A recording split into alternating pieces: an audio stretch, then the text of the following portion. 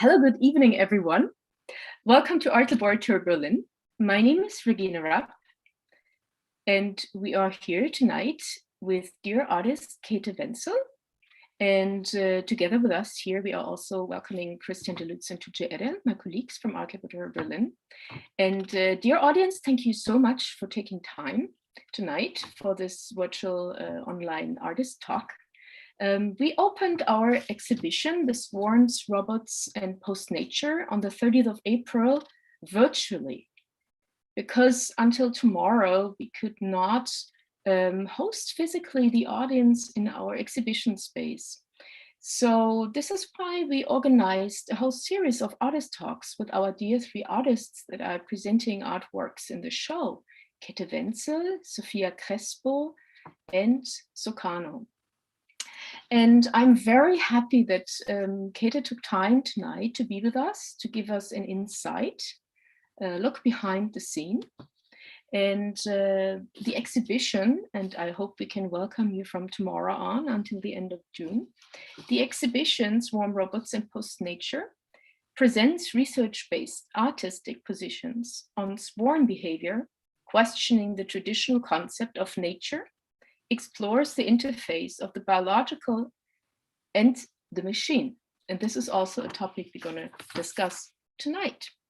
Let me present you artist Käthe Wenzel with a little bit of a biographical background. So Käthe Wenzel is a Berlin-based artist, and she is also for about 5 years professor for aesthetical practice at Europe University in Flensburg. Käthe has produced a very broad body of artistic work. I think one of the red threads is questioning social political spheres and situating the interface of biological, technological, next to sculptures and installations. We would actually find situative, process-oriented works on paper, a lot of bibliophile produce, and also artist books we can find. And at the same time, there are a lot of performative works and formats like urban interventions. Regarding the education and the teaching of Käthe Wenzel, she wrote her PhD in art history at the university, Humboldt University here in Berlin in 2003, and published it in 2005, Flesh as Material, Objects at the Interface of Art and Medicine. Maybe we're going to reach our topics so far that we actually will touch this tonight. Also, she has been a guest professor at the School of Visual Arts in New York, and she has also been a professor for art and art history at the International Jacobs University in Bremen. Käthe's works and projects have been exhibited worldwide, to name only a few places. She has been exhibiting in South Korea, in Mozambique, in Tokyo, in Budapest, in New York, in Berlin, very intensively, and also this year in the Haus of the Kulturen der Welt, and also in Colombia, there's going to be a project coming up, etc. So also her works are collected internationally, among others of the institutions I just named: the Historical Museum here in Berlin, Artist Book Collection of Tel Aviv State University in Georgia, or the Museum Weserburg in Bremen, or the German Technical Museum here in Berlin. Käthe received stipends and funding from sources like the Heinrich Böll Stiftung or Fulbright stipend, where she was in New York, or Schering Stiftung supported her.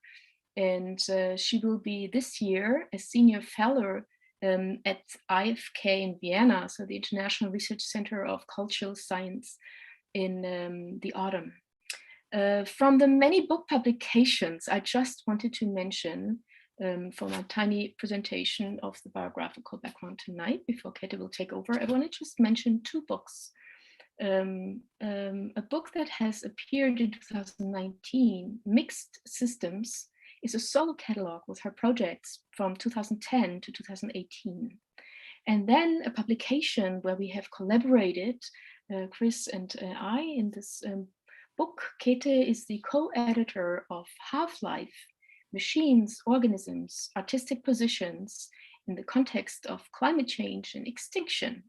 And that has appeared in 2018, and I'm sure it's gonna also like touch our discussions after the presentations of Käthe. So let me hand over Käthe, I mute myself, and thank you that you're here. Thank you, Regina. I'm very happy and also quite excited to be here tonight and also to be in the show. Hello to everyone, and thanks for the wonderful introduction. It makes me feel like I've grown 2 inches in 5 minutes. Thank you, Regina. Yeah, I've brought you a small presentation. Let's just open this. Give me a second, you know how this is. Here we go. Okay. Yes, now. So, first picture, this is part of the show, Swarms, Robots, and Postnature with Socanos, Sophia Crespos, and my work, which I think is a great combination. I'm very happy to be showing together with these fascinating colleagues. And this is a view into the exhibition space on Prinzenallee. And this is not to show you what it looks like and to be a substitute. This is to make your mouth water to come and actually have a look at it, because this will be possible starting tomorrow. And I think this is a very special moment for all of us. I don't know how it is for you. For me, this is the first actual show that can be actually physically entered in, I don't know how long, too long. And it's a wonderful, it's a beautiful show. And I think remembering the day when we put it all up is one of my fond memories, actually. So what you see here are 5 of my bone costumes in the background. In the background on the wall there, you can see 2 kind of bone arms, bone gloves, which are so far a fragment. They will probably become part of a larger work later. And on the side, you can see there is this kind of niche in the wall. And also on the pedestal in front, there are the so-called bone bots, which are small mechanical animals made from plexiglass, electronics, and bones. And thanks for these lovely photos to Tim Deussen, who is Chris and Regina's photographer at many occasions, as far as I see. Yeah, just to give you an impression, just to make you wanting to see more. I've brought close-ups so that you can get a better expression of the pieces. I thought this, you impression and then you study one piece at a time. And I'm trying to kind of give you a similar experience here. This is the bee costume. It's one out of a series of a number of so-called bone costumes. In the shot before, you saw it rather high up, kind of hovering under the ceiling. And this is actually life-sized. It's a life-size object. You could, in theory, theoretically, you could slip it on. You could actually wear it like a garment, though I prefer them to be empty so that because if somebody is in it, it means that nobody else can occupy it in their imagination. So it's, for me, I like them to be empty so that everybody can, slip into them in their minds. So life-sized, it's made from canvas. That's, you see these stripes, this stripy material. That's old canvas, actually from a kind of washcloth. And it's, the lining is silk. And of course, there's some stiffening material inside, a kind of artificial whalebone. And the rest, all the ivory colored parts that you see, are actual animal bones. Yeah, and you see this is a kind of hybrid bone creature, somewhere between a bird and a human.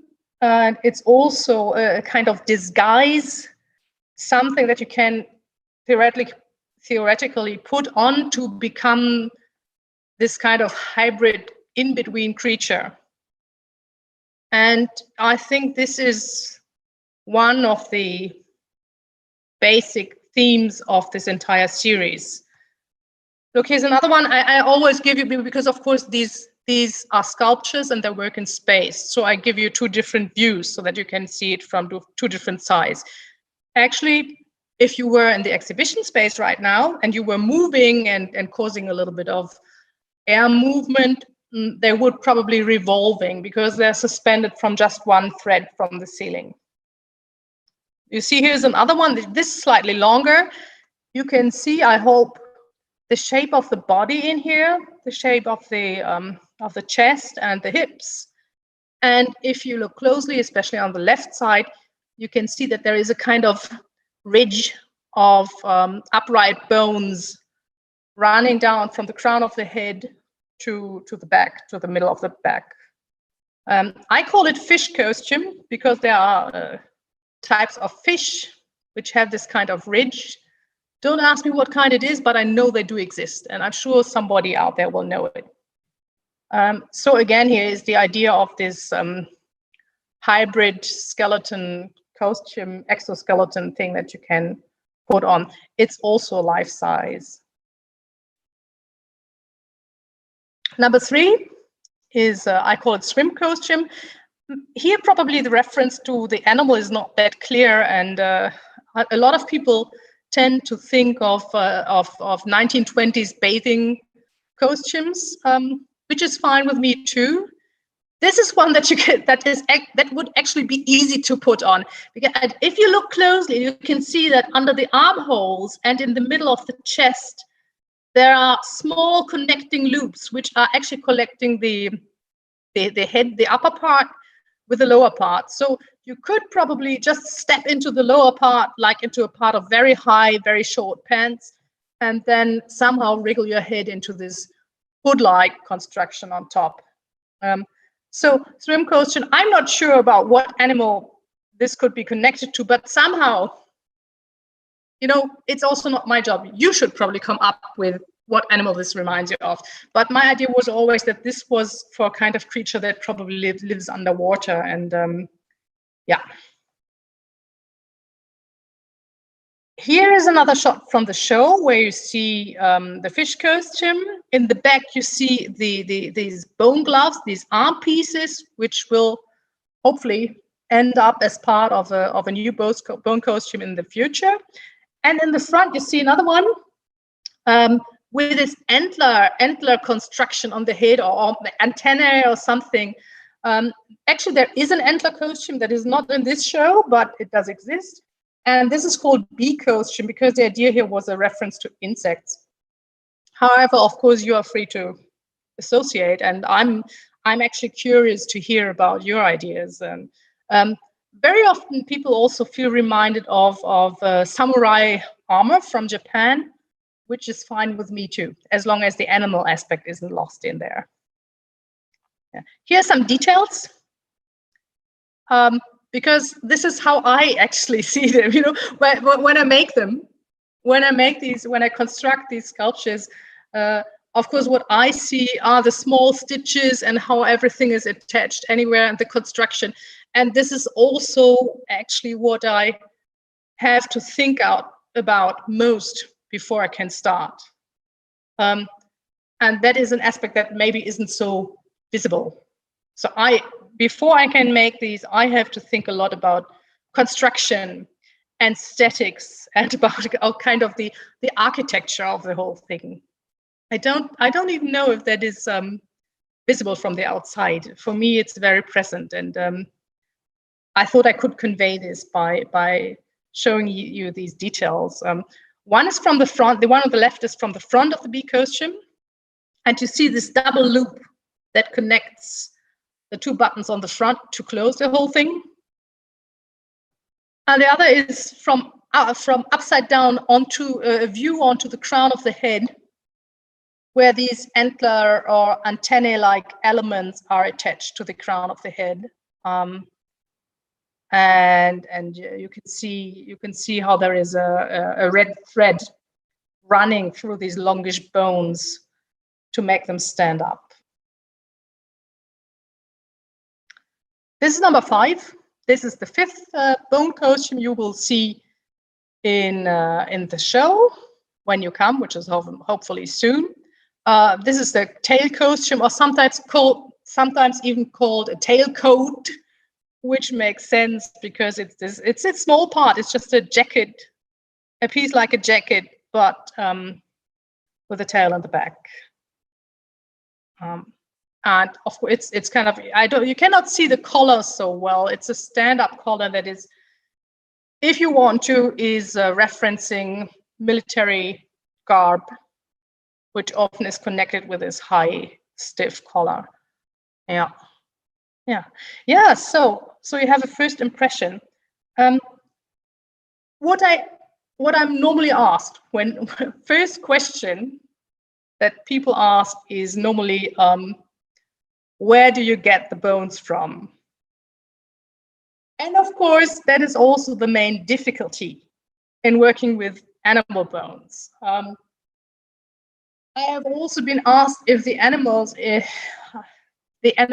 who from which the bones come have been hurt. Yeah, of course they have. I mean, they cannot live without these bones, but they have not, and I insist they have, of course, never ever been killed to be used in these bone costumes. What I am using here is leftovers. What I'm using here is what normally ends up in the garbage bins. And actually, at first, for the first years that I was working with bones, I did use a lot of duck bones, which I actually got from the garbage bin of a very, very good Thai restaurant here, a few blocks from here, who actually still use the entire animal body to make broth. Because most restaurants, they don't even work with the bones. You know, the bones get thrown away before the meat ever arrives at the restaurant. Yeah. By now, I mostly work with a professional anatomist, and I get these professionally cleaned and prepared bones, which is also for insurance reasons, because a few years ago, I lost a very big bone piece and I never saw any reparation for it because they said the bones that had been prepared by me were unstable. Well, it doesn't matter, everything is fine. So I now work with these professionally cleaned bones, which are also have been degreased in a special enzyme bath, because the grease contained in the bones can turn into acid over the years and then damage the calcium parts of the bones. Okay, so that was the scientific part about the material. The other part is, well, where did this idea spring from to work with bones at all? And actually, I started working with this in 2003 while I was writing my PhD about meat as a material in art. And it was a very intense time. I enjoyed it very much, and I was very deep in the discussion of organic material as a material in the arts, and of preserving meat to use it as a material in art. I wrote a lot about a performance group from East Germany, the auto-perforation artists, which I'm still very fond of. And at the same time, I had my own ongoing discussion, and I ended up not with the meat, but with the bones. And I cannot really tell you why, but it's how it is. I think it was just how things developed. And so, in a way, maybe it is logical that every piece in the bone costume series springs from two different origins in a way, because one is sketches like this, where I prepare stuff, where I try out shapes, where I look at nature, at animals, but also, of course, at costume history, and just find interesting or mysterious or fascinating shapes and silhouettes, and I think, oh, maybe I try something like this. But the other side, which is as important, are the bones, because I mean, bones are not like a material that you can shape every which way. They have their own kind of character and their own will in a way, and you have to you cannot make bones do what you want like you can with other materials, but you have to cooperate with the bone, and you have to kind of listen to the bone, what it wants or what can be done with it. And this looks like this often.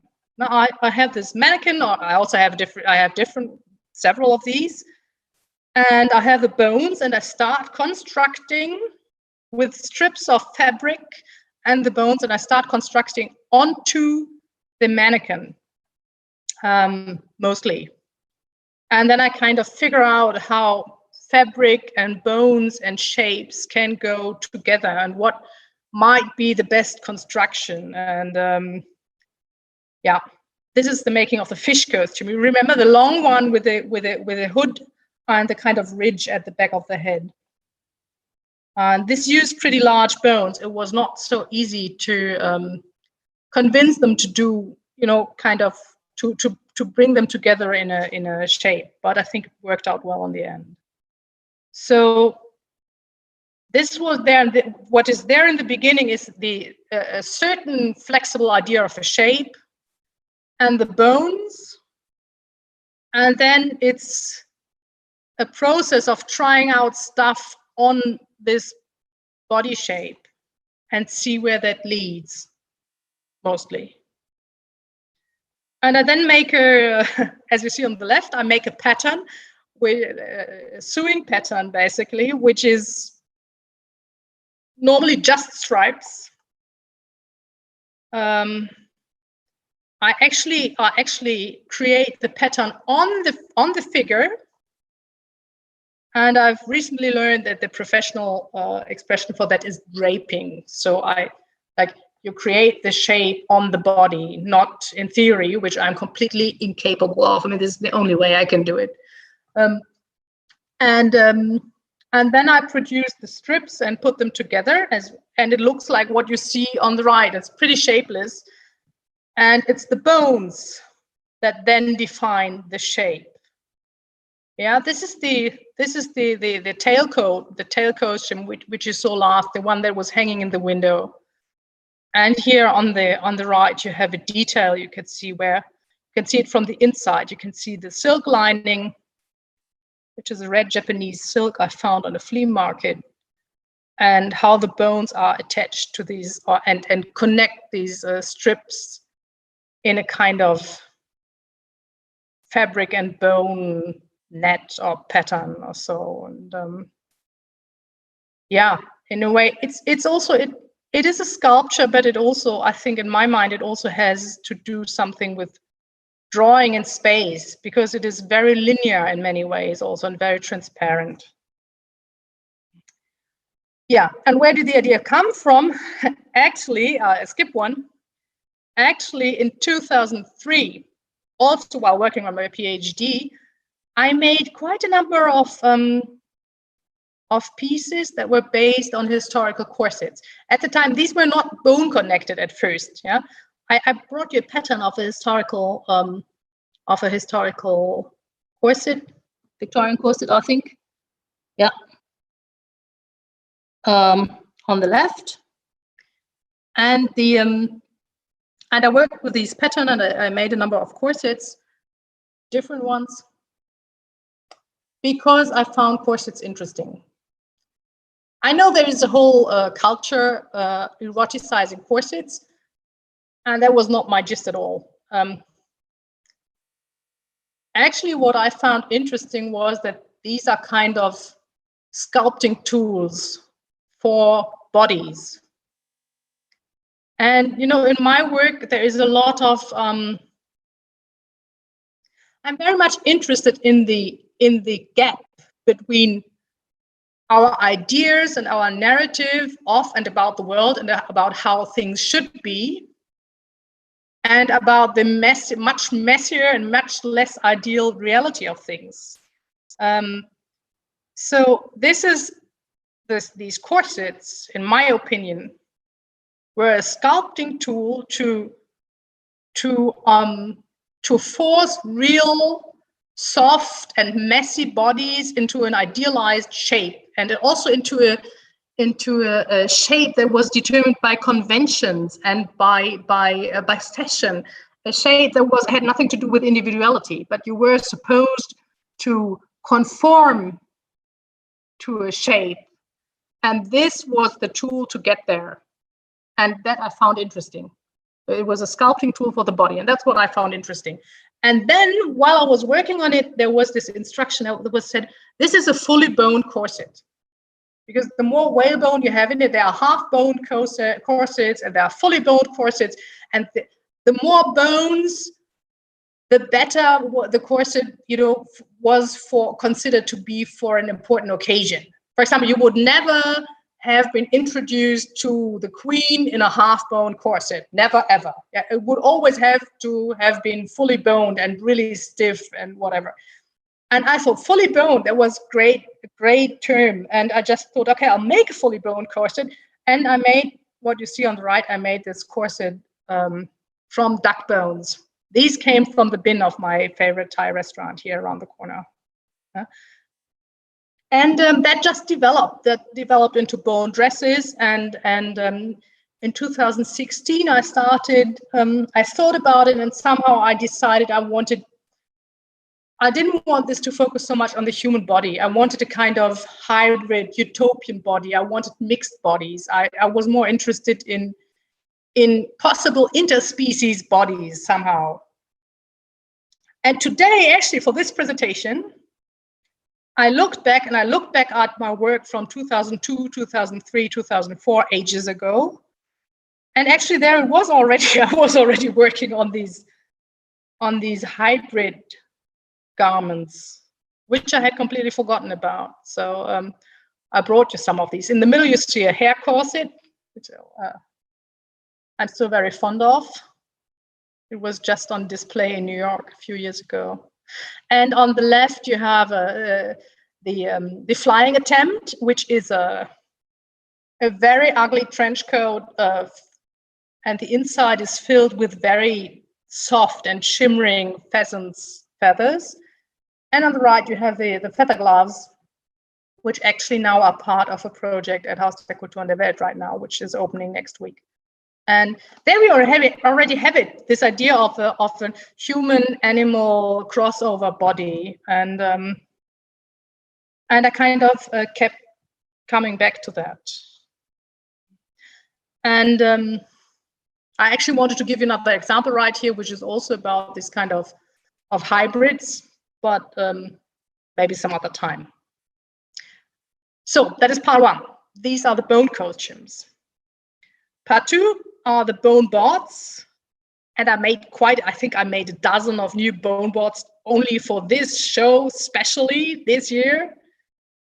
And it's always a very hard job to make these little animals walk. And I'm very happy they did in the end. And here you see a dozen bone boards as on display at the Berlin Art Lab at the moment. Nice photo by Tim Deussen also.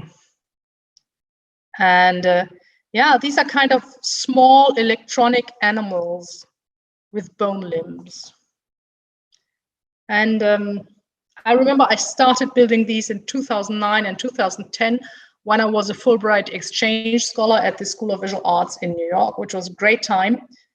And at the time, I was working on a large bone dress because, in New York, I was in paradise. It was so easy to get bones. You just walked into a shop on Chinatown, and there you got like 2 pounds of chicken bones already cleaned, more or less, for something like 80 cents. And I kept going back to that shop and buying all the chicken bones they had, and they looked at me, and I don't know what they thought. At some, I remember the lady at the cash desk asking me, "Are you having a big party?" And sometimes I think they suspected me of having a Chinese husband and 5 children and making chicken soup for them all the time.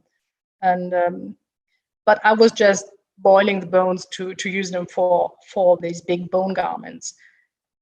And at the time, I was also showing small remote-controlled painting machines, which were paint the art bots. the arena of the artboards, and I had these small moving machines that were remote controlled by the viewers, by you, if you had been there. And it was quite difficult that you had to make them lift a brush that was attached to the front and dip it into color and then paint onto the ground. So I was, at the same time, I was into bones and I was into the robot construction. And at some point, it just clicked together and said, okay, these bones need to move. And that's what came out of it. They're very small and very nervous, small animals. And they're also very, what is interesting that they're all different. And I don't know why, because the basic construction is always very similar. I do not make these from scratch. I mean, if you thought so, thank you for the compliment. But I use small robot building kits from Japan, and I use them for the basics, and then I adapt the rest. I use the motor and the gears and the connection to the battery, and the rest I make. Yeah, so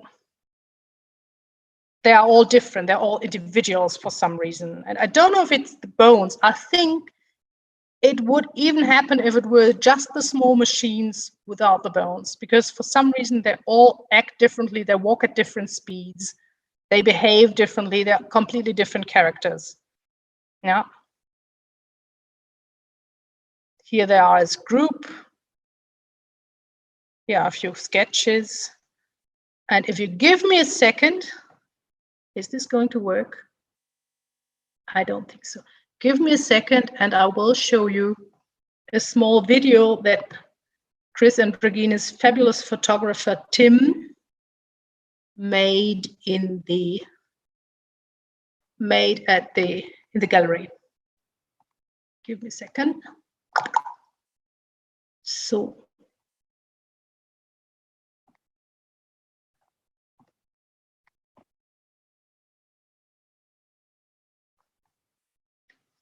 Don't know, this is not working. Okay, I'm asking you for one more second of patience. I will find it in a second.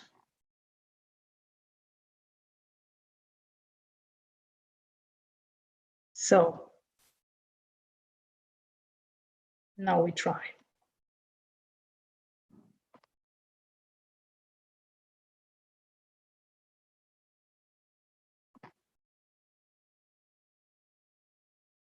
No, okay, it's not offering it.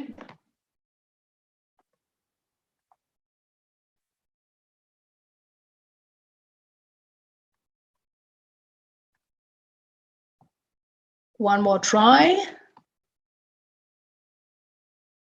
No, for some reason I cannot show the video. Okay, I'm sorry, it's not working. Well, maybe this is another excellent reason for you to come instead to the gallery and see them moving there. I mean, why give away all the goodies right now? So please come over, have a look at them and see the robots in motion. Yeah, this is it. This is what I wanted to show you tonight. And I'm very interested in hearing your impressions and your questions later on. Yeah, Regina. Thank you, Käthe, so much for your very interesting insight. We can have a conversation if you, actually, I was struck by so many things and I learned so much, Käthe. Thank you for that look behind the scene, not only the evolution on a temporary, in a chronological way or like temporal way of from New York to Berlin within the last 10 years, but also, and I see this very often, the genres that you meandering actually. And I think the term of hybrid can be taken literally. For not only the metaphor of corsets, body, costume, or machine, but also I think you like to transgress boundaries also in the categorical sense. But let me come to talk about the bone costume. So I have so many things and so many questions. I guess the bone costumes are very interesting when you also showed us the mannequin and you showed us the reference to the corset, because I find this so highly interesting. Maybe later we can talk about the human-animal discourse. But first of all, I think it is a very strong gender criticism, looking from the 21st century back into a patriarchal system and having to fit into a certain norm. And I think it's also great that we saw the mannequin, where you also challenge the form that you built the bone costumes around. So I think that is very telling how they come apart. And if you wanted to understand this as costumes, I think this is a very provocative turn on the gender aspect. There are so many other aspects as well.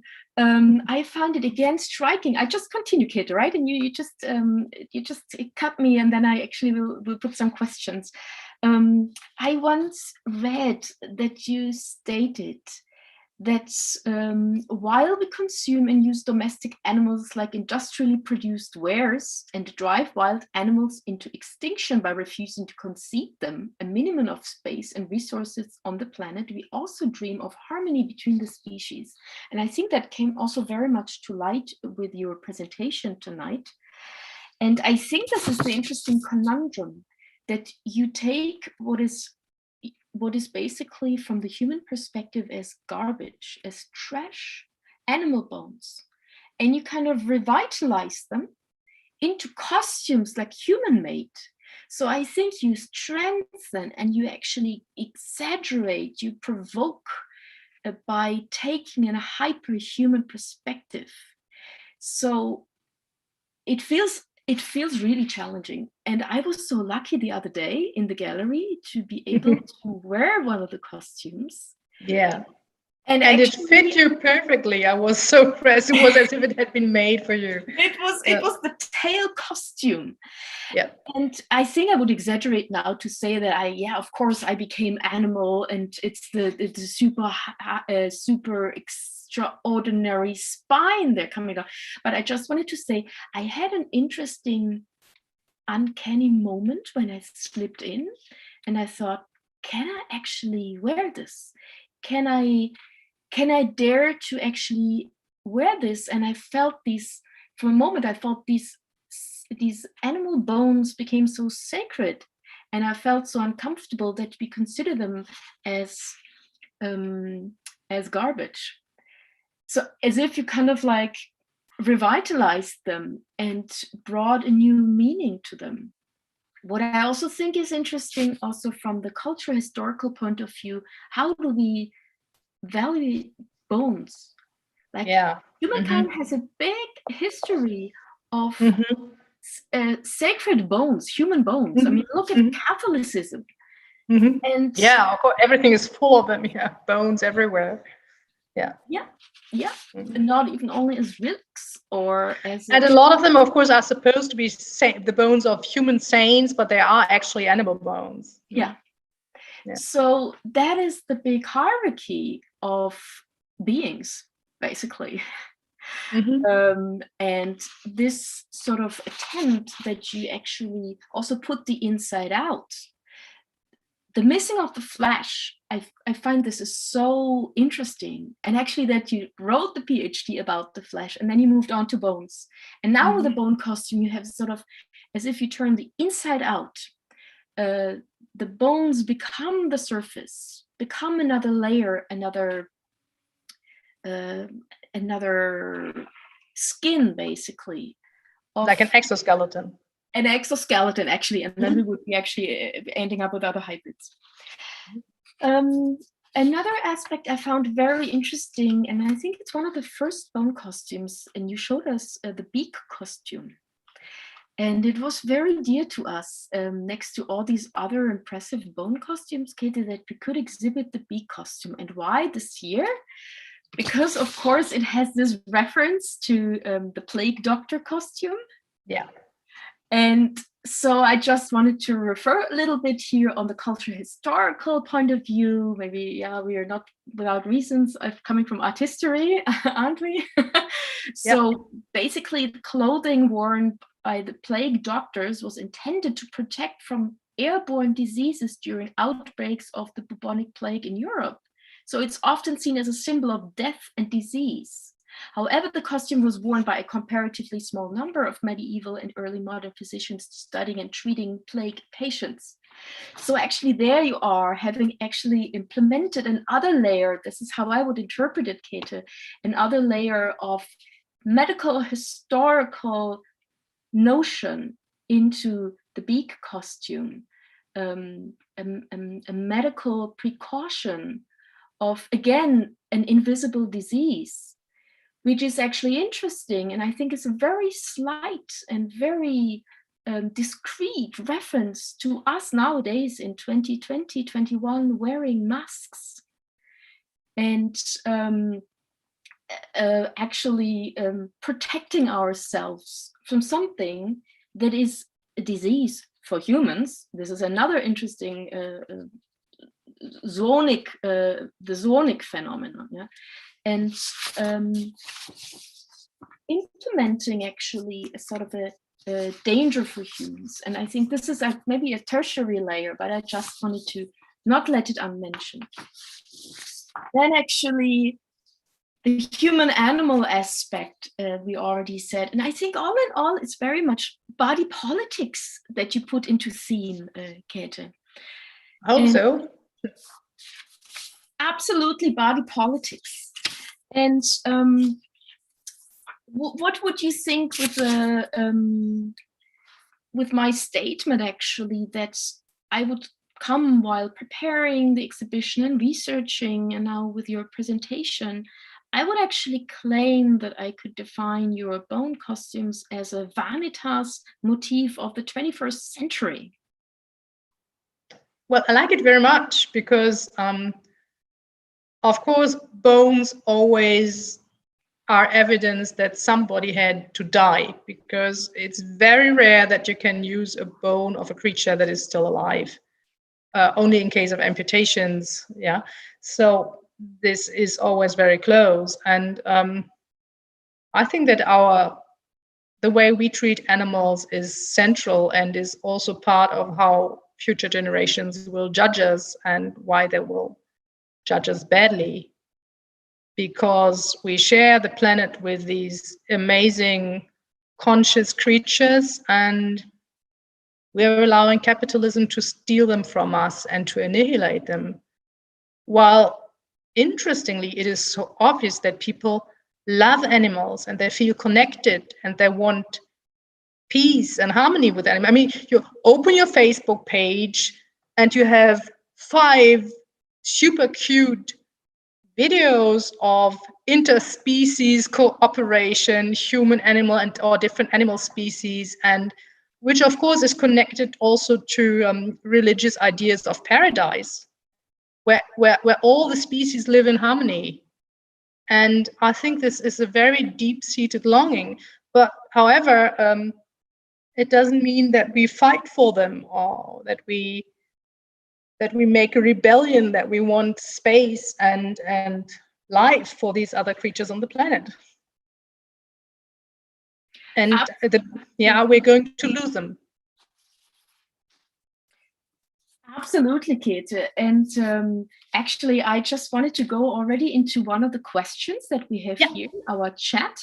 And it's from our colleague, Carolina. And she is commenting, it kind of symbolic revenge of animal on humans. Corsets are oppressive, bones are remains after our animal meat consumption. That is a very interesting question. I see it more as a resurrection of the bones, this rededication, and this because in one way, of course, these bone dresses are like humans trying to impersonate and replace animals which are gone. That can be one aspect if you want to read it that way. And I think the revenge on humans, if there is one, is going to be more pandemics and the loss, because we know that this is what we're experiencing right now is connected to the loss of the biosphere. And maybe the revenge is more in those quarters. The revenge, of course, implies an intention. I'm not sure if that is there. It's more a mechanical thing. Talking about mechanical, Käthe, let's go on to the bone bots, actually. And I really liked it in your presentation, how there was like this New York and the corsets and the bone bots, and then there came the mechanicals to it. And then, as you said, the bones need to move. And I find this so amazing, because in Art Lecture Berlin, we are very much this year moving from the biological to the mechanical, or we actually critically want to ask and also challenge technologies up to artificial intelligence, about autonomy and behavior and the complexity of biology, or the predictabilities of technological. So talking about the bones is, I think there is so much the dominance of the bones, and there is this ironic, playful take I see, that you just let them walk. And I actually have here another question.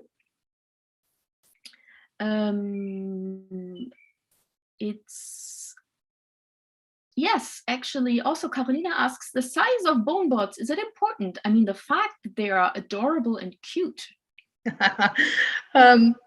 I think that they are so cute is a kind of coincidence. They can also be kind of creepy when they walk, and they make these funny noises and these insect-like movements. But of course, they are small, so they're not really scary. I have been working on larger versions for a while. Actually, the size is very much connected to what is doable mechanically. Everybody who works in robotics will tell you that, of course, it is easier to build a small robot than a large one. Yeah, because as soon as you go into larger dimensions, you have more weight. You need a stronger motor engine, and then you need a stronger energy supply that makes the whole thing heavier, that puts a larger strain on the material, and so on and so on and so on. I want to make larger ones. I want them to be at least kitten-sized, or maybe cat-sized, or dachshund sized, but I'm still working on it. And we'll see. I'm quite optimistic. We'll see what happens. And for this occasion, I prefer to just build more of the version that I knew would work. Actually, I wanted them to run around in the gallery and not just stand there and be large and look good. The movement was important. Yeah. Absolutely right, Käthe, and I cannot wait until the kids will come to the gallery. Because it is a playful object that is also actually looking at the sort of rather minute size compared with the hanging bone costumes. I mean, there's this aesthetic match, the material aesthetics of bones hanging as costumes, and then actually in the vitrine standing and actually presenting to us being as bone machines, bone bots. But then actually they are charmingly minute. We have to kneel down on the floor to actually make them work, and also the quirky individual non-rushing way of walk is actually as if you want to playfully, ironically undermine the high tech of robotics that we are actually discussing here. And then I think it corresponds really also playfully with the laser mice from Sukarno, where the technical issues and software is absolutely hidden and not actually put inside out. So I think there is actually an interesting play here. What I also wanted to point out, Käthe, that at some point you were stating about the bone bots. While more and more species are being pushed into extinction, biosciences and synthetic biology are discussing engineered solutions for the recreation of nature and humanity. At the same time, huge efforts are invested into the development of semi-living machines, bio-based technologies, electromechanical enhancement for the human body, neuroenhancement. So I think this is also very much an ironic take of achievements of wannabe achievements of transhumanism that I see in here. I think so. I mean, the most famous example for attempts to replace species is pollination engines, robots for pollinating the fruit trees in case, or when there are not enough bees left. Which I think is complete nonsense, because it's another interesting aspect is this. I recently saw there was a large competition with incredible prize money for inventing machines that would filter CO2 out of the air and store it in the ground. And we all know what that machine is called. It is called a forest. So there is no need to engineer such a thing because it already exists. We just need to take care of it. Same thing with the bees. We don't need pollination engines. We just need to take care of the bees. So, and why do we, why invest energy and resources into this instead of just preserving these living creatures, which also have a reason to which also should be entitled to their part of the planet, quite apart from their usefulness. To bring actually our discussion into a very large global context, I would even say, Käthe, the way why we are speaking here tonight virtually has actually to do with that. Zoonic problems is actually human-made. Yeah. And I think, as you said, the pandemic is not the last one. I think it's just, I don't want to be too pessimistic, but I think it's just only a start of many pandemics we're going to face in the next few years. Yeah. I would like to read more questions. And actually here I'm reading Tuja saying today's bee-day. Yeah. Very much fitting. Wonderful. Yeah, let's all build insect hotels and put them on our windowsills to help the insects. And Brendan Ballinger made a beautiful artwork with insect hotels. I want to make one this summer. Yeah. Wonderful. Tuja, we have a lot of questions coming here. So I'd like to read the question from Chris. It's said, the fossil record of our age will be chickens. Future alien archaeologists will find way more chicken bones than human. The Chickenocene. So we have another like Chulucene, Anthropocene. We have the Chickenocene. Maybe they will find bone bots and talk about chickens or pig cyborgs. What do the bones, costumes, and bone bots tell us about our culture or nature culture? Yeah, very good question. I think that they work on many layers, but I mean, seen looked at in this context that Chris just opened, I think, yeah, it's about, as you already said, about consumerism, about consuming other species and consuming the planet in many ways, and also about what happens to us in the process, maybe. Yes, actually, Chris has another question. How has your relation to bones as material, as artifact, changed since you started working with the bones? I need to think about that one. It is probably easier to work with bones now because, of course, getting bones out of the bin of a restaurant is also slightly disgusting.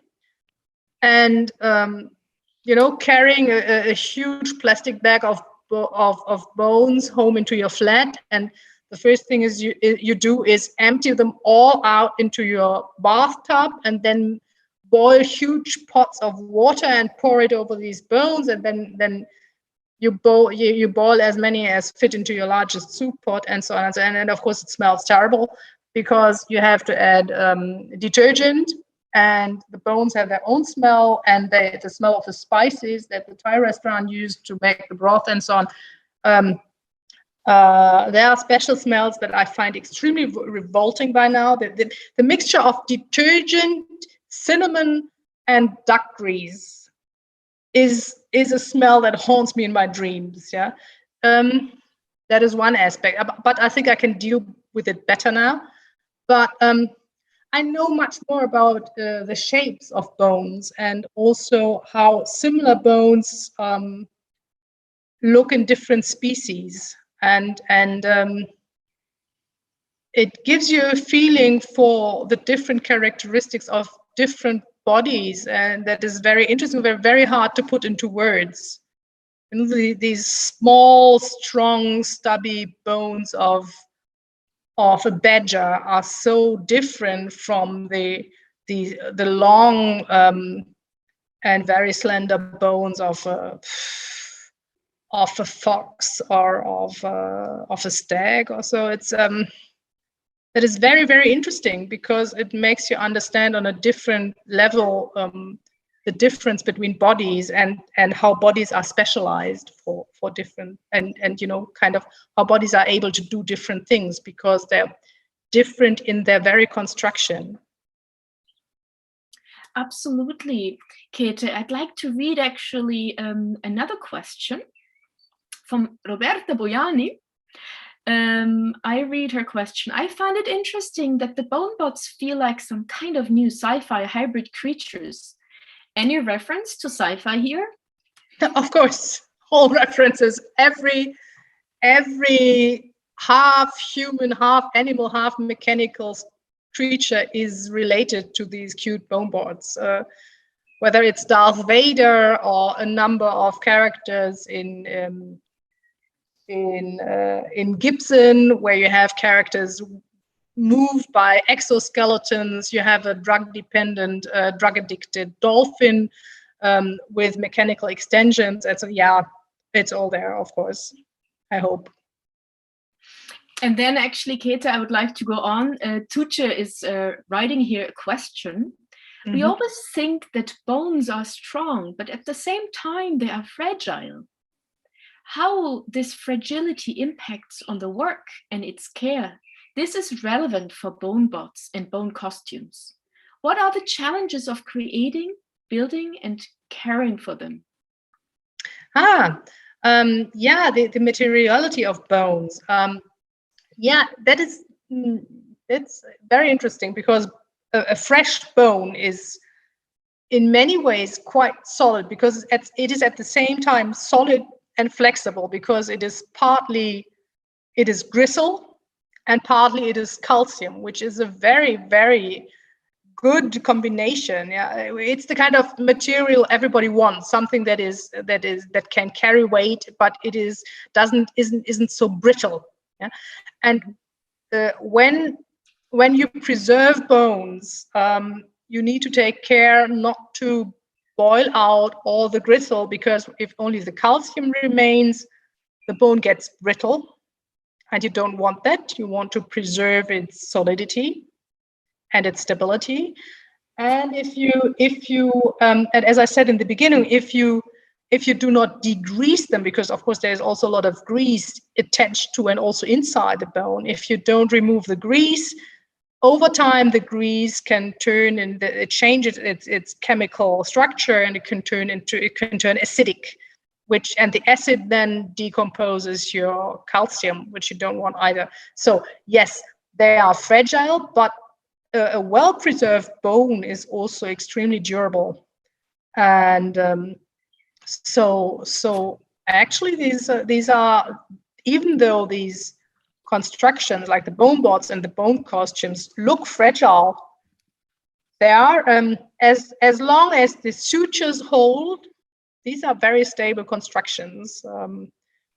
Also in terms of fabric, you know, silk, and it's silk and linen, which silk is also an animal product, and the canvas are both very durable. They're not the kind of stuff that moths eat. Moths only like wool. They do not like silk or canvas or so. So in many ways, it's much more solid than it looks. This is so interesting. Thank you, Tutu, for that thought. And the carrying is really interesting. Not only that you have saved the animal bones and turned them into a sacred artistic work context, but then also how is it to take care of them, to bring them to a gallery, to exhibit them, to actually allow people to wear them. It was something really special. I have to repeat, Käthe, that you allowed me to wear the bone costume, and to give me also the burden of embodied experience and confrontation of human-animal confrontations. So that was really a truly moment. But then also the care and how it goes on, and how the cloth and the bone goes together, and not only the cleaning process, and also how is it possible to actually ship these costumes and get them back in a really nice care attitude. Mm-hmm. Oh God, there are so many thoughts and aspects, but they're actually easy to ship, you know, because you can just take out there are rods inside which keep them in shape, and if you take out the rods, you more or less fold them up like garments, and they're very much reduced in size, and they're very easy to ship. That's great. That was my biggest surprise when I asked you, how will you transport the works to the gallery? And then you said, no problem. So you showed. I had 5 of them in a box this time. Oh no, I think 3 in a normal box which you use when moving house. That was 3, and these weren't even compressed very much. Yeah, it's interesting. Fascinating. I think, Käthe, this is a wonderful moment to go on, maybe to talk about Half-Life, the book.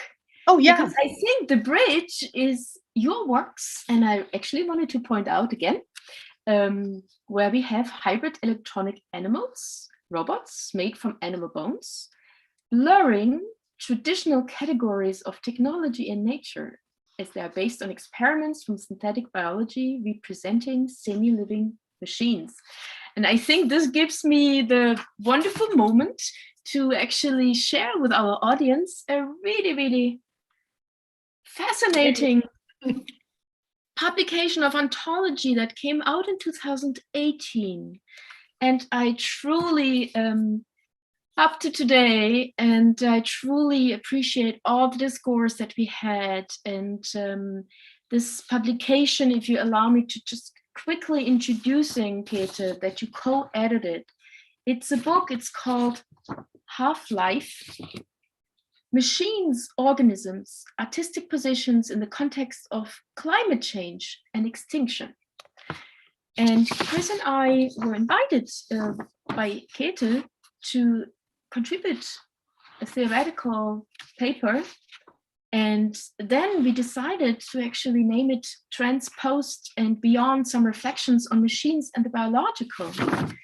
And actually, if you allow me, I'd like to go and maybe reflect a little bit and quote from that point of view, because we also reflected on these several of altogether 41 positions that are actually here celebrated and presented in that book.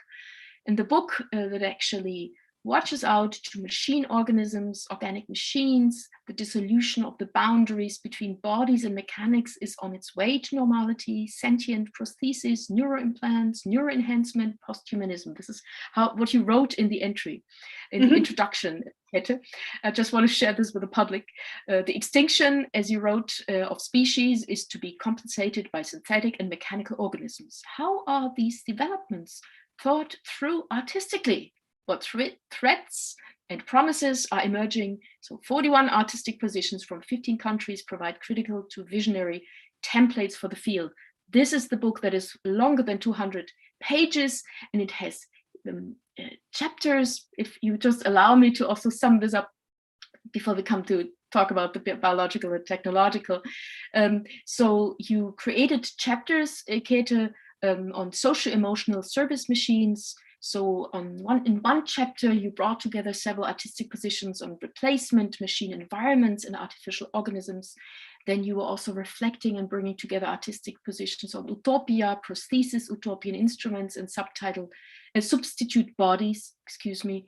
Or then also interconnection is another chapter, mediating machines and interspecies communication. And the last chapter, where you also brought artists and their works and thoughts, is autonomous and obsolete machines, past machine cultures.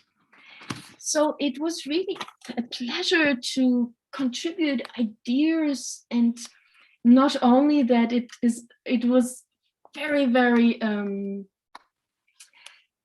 categorically critical that how we interpreted and critical, actually deconstructed transhumanism, but then also we felt very much invited, Käthe, to contribute a reflection of phenomenological epistemologies of the collision of machines. And I just wanted to bring some thoughts into our discussion. So at some point, actually, and it refers also to your work, Käthe, we wrote, we want to stress here the collision of machines, the biological and the man-made, one based on a complexity beyond comprehension, the other pared down to the barest minimum to be functional. One reproduces sexually, asexually, in hundreds of forms. The other is condemned to break down and end up on the junk heap, where it will be inevitable, be colonized by microbial biofilms. But the paradox we encounter is that we are describing the collision here through language. Through the actual results of the collision are metabolic and not linguistic. Even science, upon which we seemingly depend for descriptions, could be considered a pared down translation of nature, not the one-to-one description proposed in Borges' fictional cartography, one-to-one. In this context, we can refer to the approach of Anna Löwenhaupt-Zing. And actually here I want to quote Zing.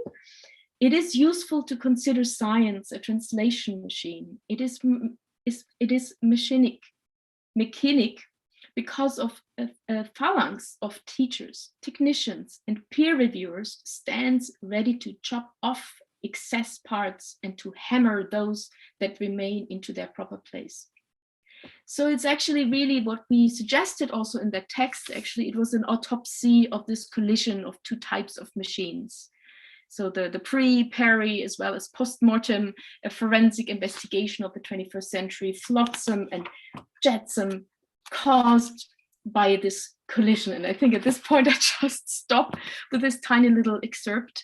And yeah, I think this very much refers to the discourse of bone costumes and bone bots.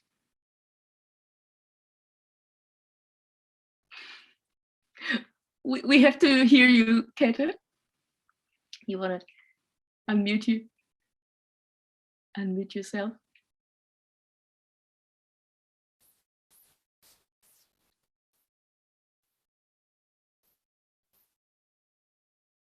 I think I could not hear you.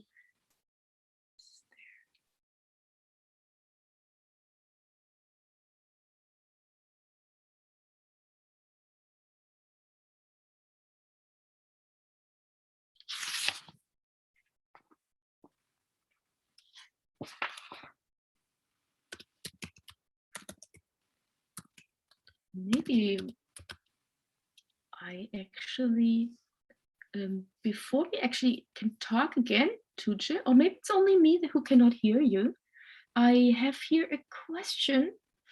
Someone asked here about the book, where to get it. And I actually can tell you, so it came out in 2018 at the Fabrico Publishers, Fabrico Verlag in Hannover. And you can just go to Fabrico, Fabrico, BRICO, Fabrico Verlag.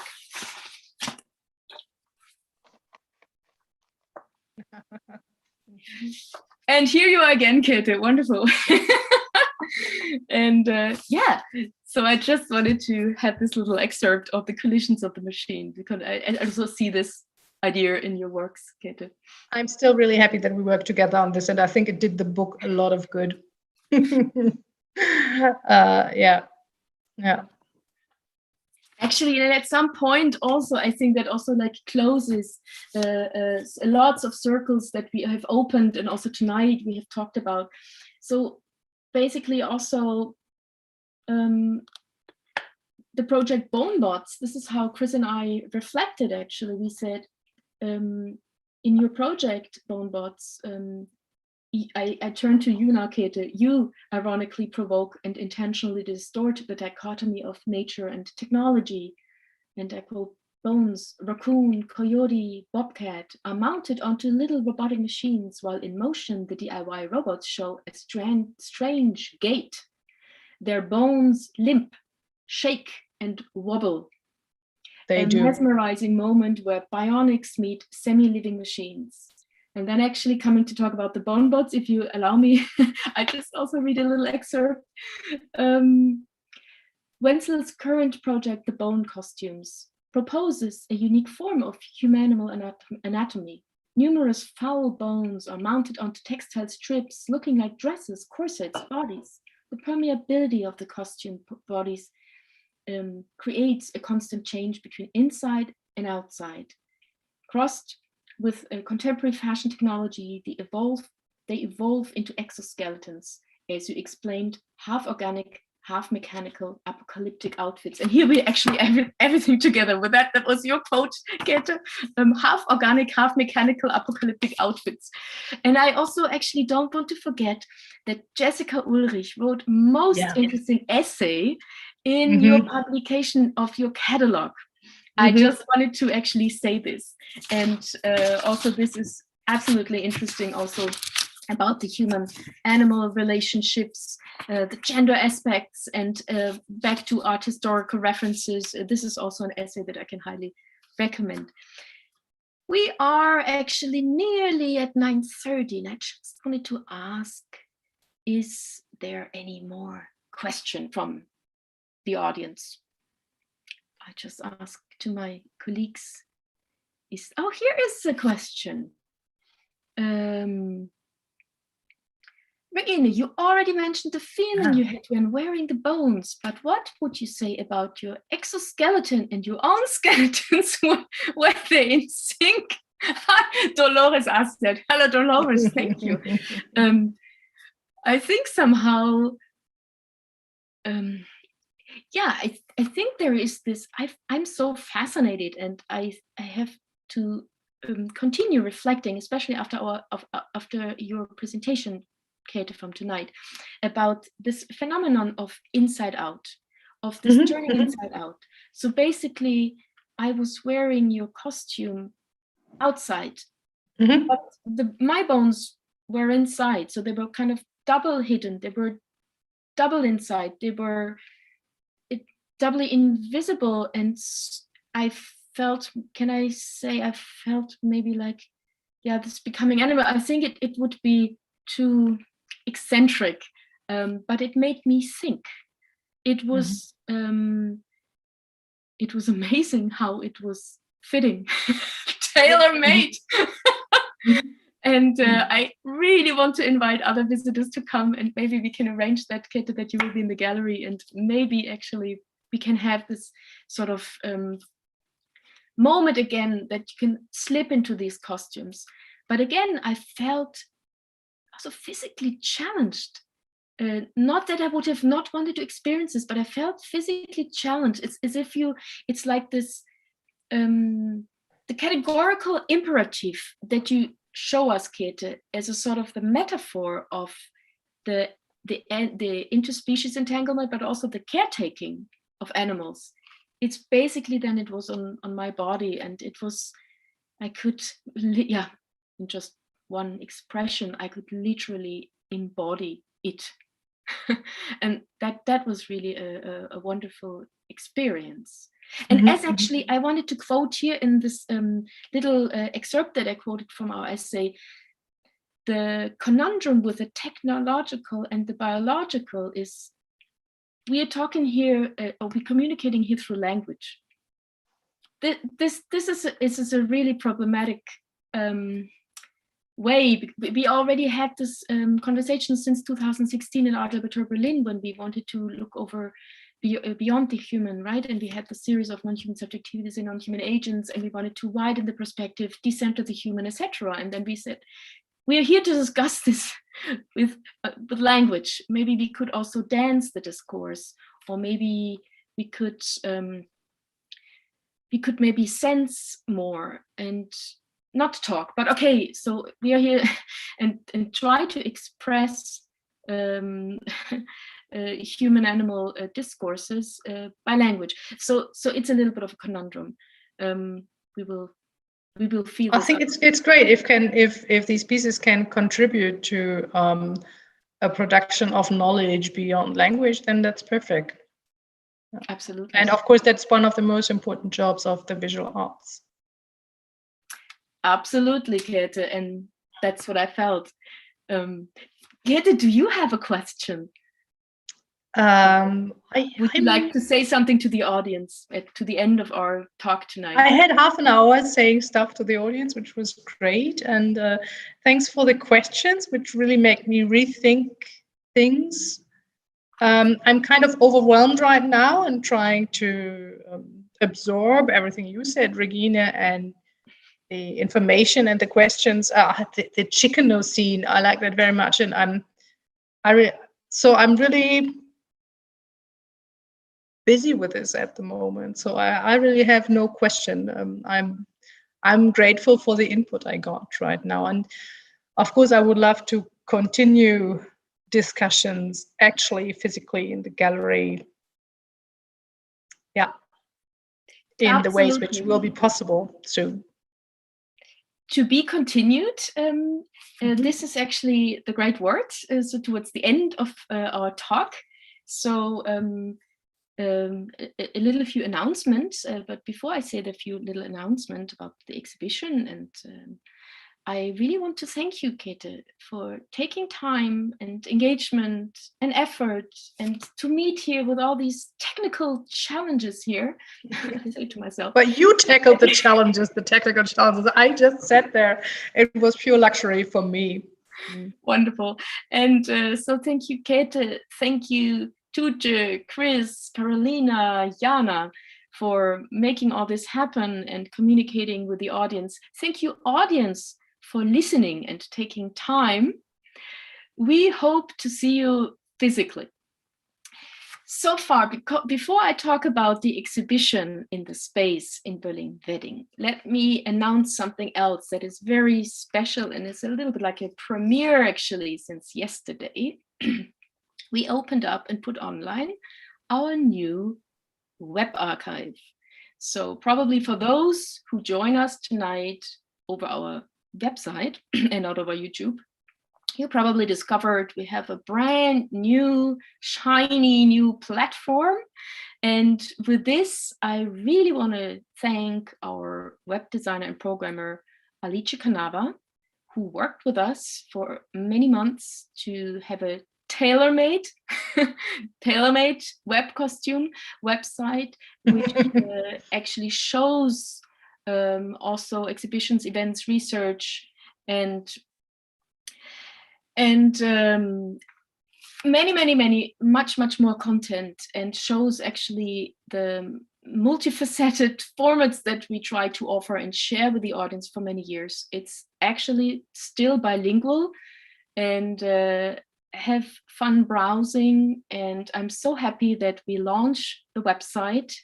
And with this new website also, you will see our new logo designed by Eva Maria Bolz. Thank you very much, Eva.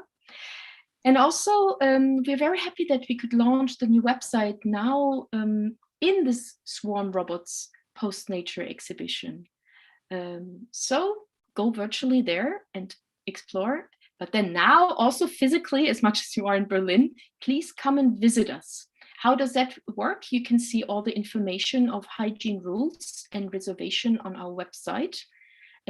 Actually on the exhibition site, when you go on exhibitions, Swarm Robots and Postnature, you see we link to a reservation, and several visitors at the same time can come, so you can book time slots. We will see, we will be there, we will be happy to host you. And the hygiene rules means that you have to present a negative corona test, which is not older than 24 hours, or you have to show us that you maybe already are fully vaccinated, which would be also brilliant. And so from tomorrow on, dear audience, you have a chance to come to Princeton Allee 34 in Berlin-Wedding. And if you're not in Berlin, please come into contact with us. We're very happy to provide more information about Käthe Wenzel, Sophia Crespo, and Sukarno. So at the end of the talk, I would hope that we would see one another in the gallery. And if you want to stay with us in 2 weeks, we also have another artist talk with Sophia Crespo, the third artist in the show. So it's 9:35 here Berlin time, and we want to say goodbye. And thank you very much, audience, for bearing with us here, and thank you for your questions. Let's stay critical and please stay healthy. So we stay here in the Zoom, but now we turn off the live stream, and we wish you all the very best. Good night.